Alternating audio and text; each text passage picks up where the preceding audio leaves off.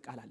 ምህረትና እውነት ተገናኙ፣ ጽድቅና ሰላም ተስማሙ፣ እውነት ከምድር በቀለች። እስቲ እውነት ከምድር በቀለች ይበሉ። እውነት ከምድር በቀለች ይልና ጽድቅም ከሰማይ ተመለከተች ይላል። ኢየሱስ ያድናል። ከየት ናት ማለት ነው? ከላይ ናት ማለት። እውነት ከምድር ምን ሆነች? በቀለች። ከኢየሱስ ክርስቶስ ሞት ጋር የሚያያዝ ነው። ኢየሱስ ክርስቶስ ለኃጢአታችን በመስቀል ላይ ሲሞት፣ ምክንያቱም ሕግን በመፈጸም ስለሆነ ሚዳ ነው ማለት ሕግን በመፈጸም ስለሆነ በዛኛው ስርዓት በእግዚአብሔር ፊት መቆም የሚቻለው። ስለዚህ ያንን ነገር የሚፈጽም ሰው በምድር ላይ ስለሌለ ኢየሱስ መጣና በምድር ላይ እውነትን አደረገ። እውነትን አመጣ። በቃ ራሱን በመስቀል ላይ በመስጠት ማለት ነው፣ መስዋዕት በመሆን ያንን ነገር ሲያደርግ ጽድቅ ደግሞ ምን አደረገች ይላል? አጸደቀች ይላል። ኢየሱስ ያድናል። የሰማይ ጽድቅ። አሜን አሜን። ጽድቅም ደግሞ ከሰማይ ምድርን ተመለከተች።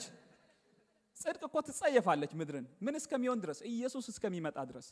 ኢየሱስ ወርዶ ለኃጢአታችን ለበደላችን ደምን እስከሚያፈስ ድረስ ጽድቅ ትጸየፋለች።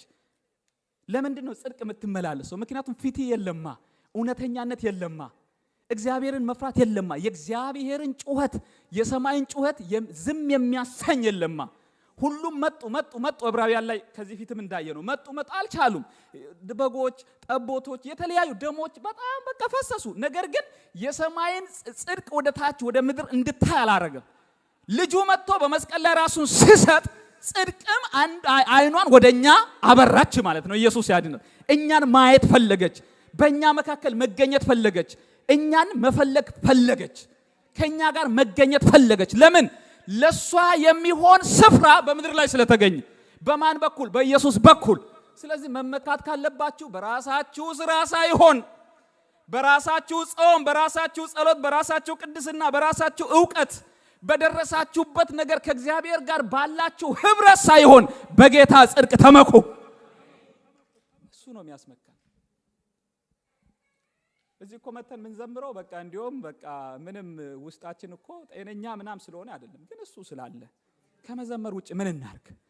ከማምለክ ውጭ ምን እናደርግ?